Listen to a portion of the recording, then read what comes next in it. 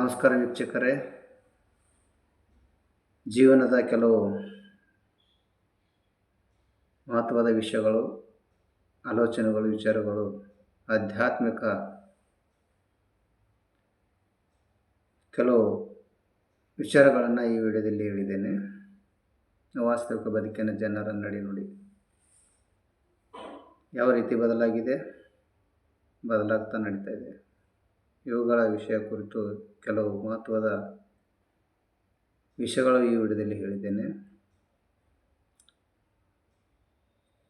ಇಲ್ಲಿ ನಾವಿರುವ ಈ ಸಮಾಜದಲ್ಲಿ ಯಾರನ್ನು ನಂಬಿ ಜೀವನ ಮಾಡಬಾರ್ದು. ಯಾಕಂದರೆ ಇಲ್ಲಿ ಯಾರಿಗೆ ಯಾರಾಗಲ್ಲ. ಈ ಸ್ವಾರ್ಥದ ಪ್ರಪಂಚದಲ್ಲಿ ನೀನು ನಿನಗಾಗಿ ನಿನಗೋಸ್ಕರ ಬದುಕೋದು ಇದು ಬದುಕು ಬಲು ಚಿಕ್ಕದು. 3 ದಿನದ ಬದುಕು ಕಟ್ಟಿಕೊಂಡು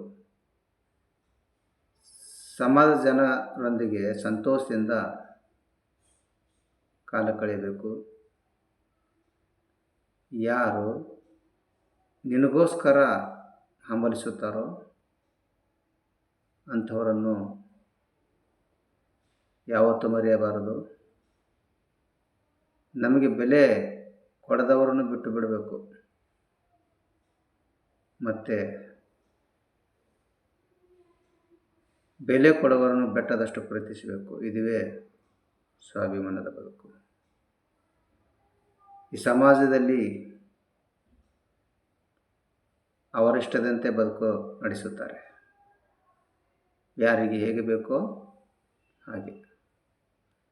ಅವರಂತೆ ನಾವಿರಬೇಕಾಗಿಲ್ಲ, ನಾವಿದ್ದಂತೆ ಅವರು ಇರಬೇಕಾಗಿಲ್ಲ. ಯಾರು ಯಾರಿಗೆ ಭಾರ ಆಗಲಾರದಂತೆ ಇದ್ದರೆ ಸಾಕು. ಅವರು ಹಾಗೆ ಇವರು ಹೀಗೆ ಎಂದು ಹೇಳೋದಕ್ಕಿಂತ ನಮ್ಮಷ್ಟಕ್ಕೆ ನಾವಿದ್ದರೆ ಸಾಕು. ಬೇರೆಯವರ ಚಿಂತೆ ನಮಗೆ ಯಾಕೆ? ಸುಖ ದುಃಖ, ಏಳು ಬೀಳು, ಕಷ್ಟ ನಷ್ಟ, ಮಾನ ಅವಮಾನ, ಅಪಮಾನ, ದುಃಖ ದುಮ್ಮಾನ, ನೋವುಗಳು, ನಲಿವುಗಳು, ಇವುಗಳು ಏನೇ ಬಂದರೂ ಬದುಕಿನಲ್ಲಿ ಸ್ವೀಕರಿಸುತ್ತಾ ಜೀವನ ಸಾಗಿಸುವುದೇ ಜೀವನ. ನಮ್ಮ ಹಳ್ಳಿ ಭಾಷೆಯಲ್ಲಿ ಒಂದು ಮಾತು, ಅದೇನೆಂದರೆ, ಉರ್ದವ್ರು ಊರಾಗಿರಲ್ಲ, ಮೆರೆದವ್ರು ಕೇರಾಗಿರಲ್ಲ. ತಮ್ಮ ಜಾಸ್ತಿ ಉರ್ಯಕ್ಕೆ ಹೋಗಬೇಡ, ಮೆರೆಯಕ್ಕೂ ಹೋಗಬೇಡ. ಜನ ಮೆಚ್ಚಿಸುವಂಥ ಕೆಲಸ ಕಾರ್ಯಗಳು ಮಾಡು. ಜನರಿಗಾಗಿ ನೀನು ಹುಡುಕಿಕೊಂಡು ಹೋಗೋದು ಬೇಡ. ನಿನಗಾಗಿ ಜನರು ಹುಡುಕಿಕೊಂಡು ಬರಬೇಕು. ಆ ಥರ ಬೆಳಿ, ಆ ಥರ ಕೆಲಸ ಮಾಡು. ಮತ್ತು ಹೆಚ್ಚು ಮೆರೆಯಕ್ಕೆ ಹೋಗಬೇಡ. ಈ ಸಮಾಜದಲ್ಲಿ ಎಲ್ಲರೂ ಒಳ್ಳೆಯದೇ ಆಗಿರೋದಿಲ್ಲ. ಇಲ್ಲಿ ಕಾಲ ಹೇಳೋರೇ ಹೆಚ್ಚು ಜನ. ನಿಮ್ಮ ಜೀವನದಲ್ಲಿ ಹಾಲಿನಲ್ಲಿ ಹೆಚ್ಚು ಸಕ್ಕರೆ ಹಾಕಿದರೆ ಅದು ಭಾಳಷ್ಟು ಸಿಹಿಯಾಗುತ್ತದೆ. ಮತ್ತು ಹಾಲಿನಲ್ಲಿ ಹುಳಿ ಹಿಂಡಿದರೆ ಹಾಲು ಒಡೆದು ಹೋಗುತ್ತದೆ. ಅದೇ ಥರ ಇಲ್ಲಿ ನಮ್ಮ ಜೀವನದಲ್ಲಿ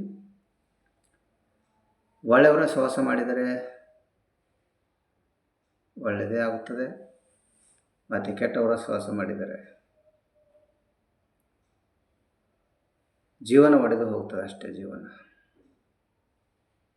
ಇಲ್ಲಿ ಜೀವನದ ಪಾಠ ಕಲಿಯಬೇಕಾದದ್ದು ಬಹಳಷ್ಟಿದೆ. ಕಲಿಯಬೇಕು ಜೀವನದ ಪಾಠ, ಸೇರಬೇಕು ಸಮಾಜ ಜನರ ಕೂಟ, ಸರಿಯಾಗಿ ಇರಬೇಕು ನಿನ್ನ ನೋಟ, ಇದುವೇ ಜಗದ ನೀತಿಯ ಪಾಠ. ಸರಿಯಾದ ಮಾರ್ಗದಲ್ಲಿ ಇರಲಿ ನಿನ್ನ ಓಟ, ಪಕ್ಕದ ಮನೆಯವರ ಬಾಗಿಲು ಇಣುಕಿ ನೋಡಬೇಡ. ಯಾಕಂದರೆ ಅವರ ಮನೆಯಲ್ಲಿ ಹೆಚ್ಚಿಗಿದ್ದರೆ ನಿನಗೆ ಹೊಟ್ಟೆ ಉರಿತದ. ಒಂದು ವೇಳೆ ಕಡಿಮೆ ಇದ್ದರೆ ನಿನ್ನಲ್ಲಿ ಅಹಂಕಾರದ ಭಾವನೆ ಬರ್ತದೆ. ಇವೆರಡು ಬೇಡ. ನಿನ್ನ ಮನೆಯಲ್ಲಿ ನೋಡಿಕೊಂಡಿರೇ ಸಾಕು. ಅದು ಸಿಗುವ ಸಂತೋಷವೇ ಬೇರೆ ಆಗಿರ್ತದೆ. ಸಮಾಜದಲ್ಲಿ ಯಾರು ತಮ್ಮ ಜೀವನದಲ್ಲಿ ನಿಯತ್ತಿನಿಂದ ಬದುಕುತ್ತಾರೋ ಅಂಥವರಿಗೆ ನಿಂದನೆಗಳು, ಅವಮಾನಗಳೇ ಹೆಚ್ಚಾಗಿ ಬರುತ್ತವೆ. ಮತ್ತು ಯಾರು ತಮ್ಮ ಜವಾಬ್ದಾರಿಯಿಂದ ಬದುಕುತ್ತಾರೋ ಅಂಥವರಿಗೆ ನೋವುಗಳು, ಕಷ್ಟಗಳು ಹೆಚ್ಚಾಗಿ ಬರುತ್ತವೆ. ಅದಕ್ಕಾಗಿ ಜೀವನದಲ್ಲಿ ನಿಯತ್ತು ಮತ್ತು ಜವಾಬ್ದಾರಿ ಹೆಚ್ಚಿದವರಿಗೆ ನಿಂದನೆ ನೋವುಗಳು ತಪ್ಪಿದಲ್ಲ, ಅರಿತುಕೊಂಡು ಹೋಗಬೇಕು ಅಷ್ಟೆ. ಯಾರಲ್ಲಿ ಅತಿ ಸಿಟ್ಟು ಮತ್ತು ಮುನಿಸಿಕೊಳ್ಳುವುದು ಈ ಎರಡೂ ಇದ್ದವರು ಅವರ ಜೀವನದಲ್ಲಿ ಯಾರಿಗೂ ಮೋಸ, ವಂಚನೆ, ವಿಶ್ವಾಸದ್ರೋಹ ಮಾಡುವುದಿಲ್ಲ ಮತ್ತು ಬೇರೊಬ್ಬರ ಜೀವನದ ಬಗ್ಗೆ ಆಟ ಆಡುವುದಿಲ್ಲ. ಅವರಿಗೆ ಪ್ರೀತಿಸುವುದನ್ನು ಬಿಟ್ಟರೆ ಕೆಟ್ಟದನ್ನಾಗಿ ಮಾಡುವುದು ಅವರಿಗೆ ಬರೋದಿಲ್ಲ. ಅಂಥ ಜನಗಳು ತಮ್ಮ ಜೀವನದಲ್ಲಿ ಒಂದು ವೇಳೆ ಸಿಕ್ಕಿದರೆ ಅಂಥ ಜನರನ್ನು ಬಿಟ್ಟುಕೊಡಬಾರದು, ಕಳೆದುಕೊಳ್ಳಬಾರದು. ಯಾರೊಬ್ಬರ ಬಡತನ ನೋಡಿ ಸಂಬಂಧವನ್ನು ಕಳೆದುಕೊಳ್ಳಬಾರದು, ದೂರಾಗಬಾರದು. ಏಕೆಂದರೆ ಬಡತನ ಯಾವತ್ತೂ ಶಾಶ್ವತವಿಲ್ಲ. ಬಡತನ ಬರಲು 108 ಕಾರಣಗಳು ಸಹ ಇರ್ಬೋದು.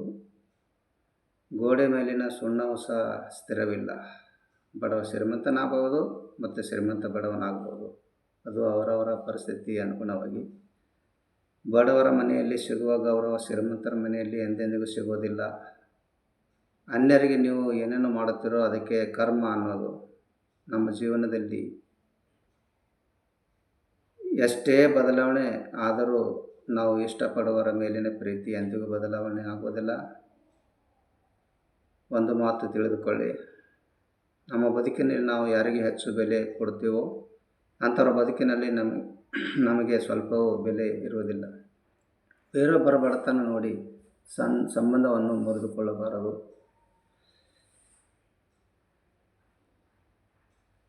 ನಮ್ಮ ಜೀವನದಲ್ಲಿ ನಂಬಿಕೆ, ವಿಶ್ವಾಸ, ತಾಳ್ಮೆ ಇವು ಬಹಳ ಮಹತ್ವಗಳು. ನಂಬಿಕೆ ವ್ಯಕ್ತಿಯ ವ್ಯಕ್ತಿತ್ವವನ್ನು ನಿರ್ಧರಿಸುತ್ತದೆ. ನಂಬಿಕೆ ಇಲ್ಲ ಅಂದರೆ ಮನುಷ್ಯನಿಗೆ ಯಾರೂ ಬೆಲೆ ಕೊಡಲ್ಲ. ನಂಬಿಕೆ ಕಾಯ್ದುಕೊಳ್ಳಿ. ಯಾರನ್ನು ಎಷ್ಟು ನಂಬಬೇಕೋ ಅಷ್ಟೇ ನಂಬಬೇಕು. ಇಲ್ಲಿ ನಮ್ಮವರು ತಮ್ಮವರು ಎಂದು ಅತಿಯಾಗಿ ನಂಬಿದರೆ ಮೋಸ ಮಾಡಿ ಜೀವನದಲ್ಲಿ ಮರೆಯಲಾರದ ಪೆಟ್ಟು ಕೊಡ್ತಾರೆ, ನೋವು ಕೊಡ್ತಾರೆ. ಇಲ್ಲಿ ರಂಗಿನ ಪ್ರಪಂಚದಲ್ಲಿ ಬಣ್ಣ ಬಣ್ಣದ ಮಾತುಗಳನ್ನು ಆಡಿ ಮೋಸ ಮಾಡುವವರಿಂದ ಆದಷ್ಟು ತುಂಬ ಜಾಗೃತವಾಗಿರಬೇಕು. ಈಗಿನ ಕಾಲದಲ್ಲಿ ಮೋಸಗಾರರು ಜಾಸ್ತಿ ತುಂಬಿಕೊಂಡಿದ್ದಾರೆ ಈ ಸಮಾಜದಲ್ಲಿ. ಇದು ಕಲಿಯುಗ, ಸ್ವಾರ್ಥದ ಪ್ರಪಂಚ. ನೀವು ನಿಮ್ಮ ಜೀವನದಲ್ಲಿ ಸುಖ, ಶಾಂತಿ, ನೆಮ್ಮದಿಯಿಂದ ಇರಬೇಕೆಂದು ಬಯಸಿದರೆ ಮೊಟ್ಟ ಮೊದಲು ನಿಮ್ಮ ಜೀವನದಲ್ಲಿ ಕೆಲಸಕ್ಕೆ ಬಾರದಂಥ ಮಾತುಗಳನ್ನು ಬಿಟ್ಟು ಬಿಡಬೇಕು. ಮತ್ತು ಕೆಲಸಕ್ಕೆ ಬಾರದಂಥ ವ್ಯಕ್ತಿಗಳನ್ನು, ವಸ್ತುಗಳನ್ನು ಬಿಟ್ಟು ಬಿಡಬೇಕು. ಕೆಲಸಕ್ಕೆ ಬಾರದಂಥವರನ್ನು ಮೊದಲು ಬಿಟ್ಟು ದೂರ ಇರಬೇಕು. ಆವಾಗಲೇ ನಿಮ್ಮ ಮನಸ್ಸಿಗೆ ನೆಮ್ಮದಿ ಆಗೋದು, ಸುಖದಿಂದ ಶಾಂತಿಯಿಂದ ಇರಲು ಸಾಧ್ಯ. ನೋಡಿ, ಇಲ್ಲಿ ನಾವಿರುವ ಈ ಸಮಾಜದಲ್ಲಿ, ಸಾಮಾಜಿಕ ಜೀವನದಲ್ಲಿ ನಾವು ಮಾತನಾಡುವ ಮಾತುಗಳು ಹಿತಮಿತವಾಗಿರಬೇಕು. ಇಲ್ಲಿ ಅತಿಯಾಗಿ ಮಾತಾಡ್ತಾ ಇದ್ದರೆ ನೀವು ನಿಮ್ಮ ಗೌರವವನ್ನು ಕಳೆದುಕೊಳ್ಳಬೇಕಾಗುತ್ತದೆ. ಅತಿ ಆಸೆ ಗತಿ ಗೆಡು ಎನ್ನುವಂತೆ ಇಲ್ಲಿ ಅತಿ ಆಸೆಯೂ ಸಹ ಇರಬಾರದು. ಅತಿ ಆಸೆ ಪಟ್ಟರೆ ನಿಮ್ಮ ಸಂತೋಷ ಕೂಡ ಕಳೆದುಕೊಳ್ಳಬೇಕಾಗುತ್ತದೆ. ಮತ್ತು ಚಿತೆಯು ಸತ್ತದೆ, ಸುಟ್ಟರೆ ಚಿಂತೆಯು ಜೀವಂತ ದೇಹವನ್ನು ಸುಡುತ್ತದೆ. ಅತಿಯಾಗಿ ಚಿಂತೆ ಮಾಡಿದರೆ ಪ್ರಶಾಂತತೆಯನ್ನು ಸಹ ಕಳೆದುಕೊಳ್ಳಬೇಕಾಗುತ್ತದೆ. ಆಸೆ ದುಃಖಕ್ಕೆ ಮೂಲ ಎನ್ನುವಂತೆ ಅತಿಯಾಗಿ ಆಸೆ ಪಟ್ಟರೆ ನಮ್ಮ ವ್ಯಾಲ್ಯೂ ಕಳೆದುಕೊಳ್ಳಬೇಕಾಗುತ್ತದೆ. ನಾವಿರುವ ಈ ಸಮಾಜದಲ್ಲಿ ಮನುಷ್ಯನ ವ್ಯಕ್ತಿಯ ಮಾತುಗಳು ಅವನ ವ್ಯಕ್ತಿತ್ವವನ್ನು ಮೌಲ್ಯೀಕರಿಸುತ್ತದೆ.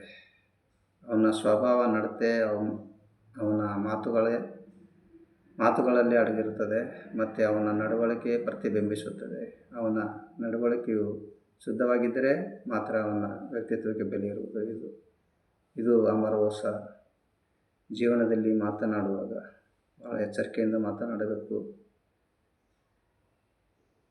ಈ ನನ್ನ ವಿಡಿಯೋ ಇಷ್ಟ ಆದರೆ ಲೈಕ್ ಮಾಡಿ, ಶೇರ್ ಮಾಡಿ, ಸಬ್ಸ್ಕ್ರೈಬ್ ಮಾಡಿ. ಧನ್ಯವಾದಗಳು.